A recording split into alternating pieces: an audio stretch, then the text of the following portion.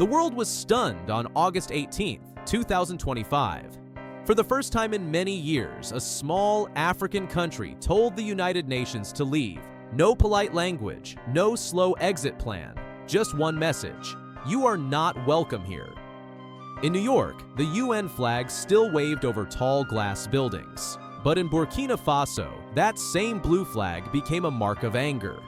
The decision made headlines everywhere because a poor, war-torn country had dared to stand against the most powerful international body on earth. Why would Burkina Faso make such a bold move? Why now, when the country faces war, hunger, and fear?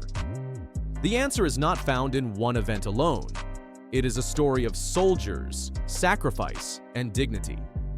Burkina Faso's junta expelled UN Representative Carol Flores Marexniak after a UN report documented over 2,400 grave violations against children between July 2022 and June 2024, implicating Islamist armed groups, Burkinabe security forces, and pro-junta militias. The move, echoing the 2022 expulsion of another UN official, underscores the junta's growing hostility toward independent scrutiny. For years, Burkina Faso has been under siege. Armed groups linked to Al-Qaeda and ISIS have spread terror across the land. Villages burned, children kidnapped, schools destroyed, families forced to flee their homes with nothing but the clothes on their backs. The army, poorly equipped and underpaid, fights every day to defend what is left. Many soldiers have died. Some are just teenagers themselves. For the people of Burkina Faso, their army is not perfect, but it is the only shield between them and the extremists who bring death. Meanwhile, far away in New York and Geneva, reports are written about these wars. They are read in quiet rooms, stamped with official seals, and filed in archives. On paper, they look balanced and neutral. But in the villages of Burkina Faso, where graves are dug for lost children, those same words can feel like betrayal. This was the storm building before August 18th. The spark was a new report. In mid-August 2025, the United Nations released its annual Children and Armed Conflict Study. This report is taken very seriously around the world. It names those who attack schools, recruit child soldiers, or harm young people during war. Governments listen, aid agencies respond. Accusations inside it can shape how the world sees a country.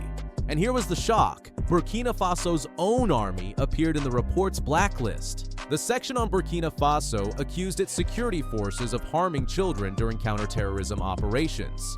It claimed that in certain raids, minors were killed or caught in violence. But the most painful part was how the report grouped Burkina Faso's soldiers in the same category as extremist groups, organizations guilty of kidnapping children, forcing them to fight, and slaughtering entire families.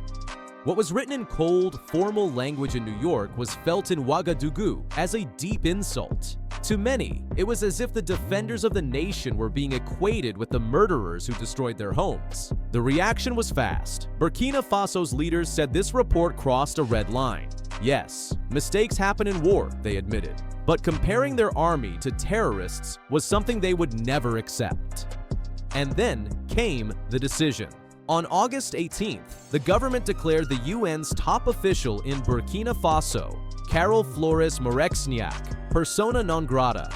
In diplomacy, those words are the sharpest tool. It means, you are expelled. Leave at once. This was not a protest. It was not a polite disagreement. It was the same tool usually used against spies. Almost never is it directed at United Nations officials. But Burkina Faso had chosen to make a stand. Inside the presidential palace, the reasoning was clear. Captain Ibrahim Traoré, the young head of state, called the UN's report an obscenity. He said the blood of fallen soldiers could not be compared to the crimes of terrorists. His words carried weight because in villages across the country, families were mourning loved ones who had died in uniform, defending their communities. For him, this was not just about one report. It was about dignity. The streets quickly responded. In Ouagadougou, crowds gathered. Protesters held signs, "Hands off our army," and sovereignty is not for sale. They chanted that their soldiers were heroes, not criminals. Many citizens felt the same anger as their leaders. For years, they said, foreign institutions had spoken about them without speaking to them. Their pain was turned into papers. Their war was turned into statistics. So when the UN was told to leave, people did not see it as isolation. They saw it as pride. Meanwhile, in New York, silence followed. Secretary General Antonio Guterres did not rush to the cameras. Diplomats whispered in private meetings. Why so quiet? Because the risks were huge. If the UN fought back too strongly, it could push Burkina Faso further away from the West and closer to Russia and China. Already, Mali and Niger had expelled French forces and chosen new alliances. Now Burkina Faso was challenging the UN itself. Would silence protect peace or show weakness? Western capitals, however, were less silent. In Washington, experts said Burkina Faso was isolating itself. In Paris, newspapers called Traoré reckless. In Brussels, EU leaders warned that aid could be cut. The message was clear: push too far, and Burkina Faso would suffer. But in Moscow, the tone was different. Russian officials praised Burkina Faso for rejecting what they called Western hypocrisy. Russian state TV said this was proof Africa was breaking free. In Beijing, China avoided loud words, but quietly increased talks about cooperation. In Ankara, Turkey highlighted its schools and projects in Africa, showing itself as a friend without colonial history. What looked like danger to some looked like liberation to others. This moment raised a bigger question: who gets to tell Africa's story? For decades, the world has looked to reports from New York, Paris, and Geneva to decide who is guilty in African wars. But Burkina Faso's move was saying, we will not let others write our story for us. It was not just about one report, it was about control over narrative. For ordinary families in Burkina Faso, the decision touched something deeper. If soldiers lost hope, if they believed even the UN saw them as criminals, who would defend the villages tomorrow? To many, keeping dignity mattered more than keeping aid. But this choice came with risk. What would happen to schools funded by UN programs? To refugee camps? To medicine deliveries? Could the country survive without that lifeline? This was the question hanging in the air, even as people cheered in the streets. And so, the world watched. Some saw danger, others saw courage.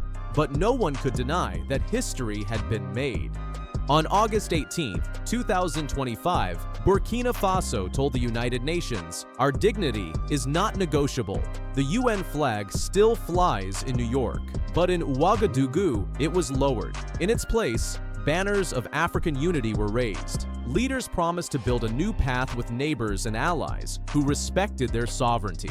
It was not just a diplomatic quarrel, it was a turning point, because the real question remains: was Burkina Faso protecting its honor or putting its survival at risk? The answer will not come quickly. It will be told in the coming months, whether aid continues, whether villages are saved, and whether other African nations follow the same path. But one thing is already certain: on that August day, Burkina Faso made the world listen, and the echo of that decision is still spreading. If this story moved you, write one word in the comments: dignity. And if you believe Africa has the right to defend its honor even against the strongest institutions, subscribe and share, so this story will not be forgotten.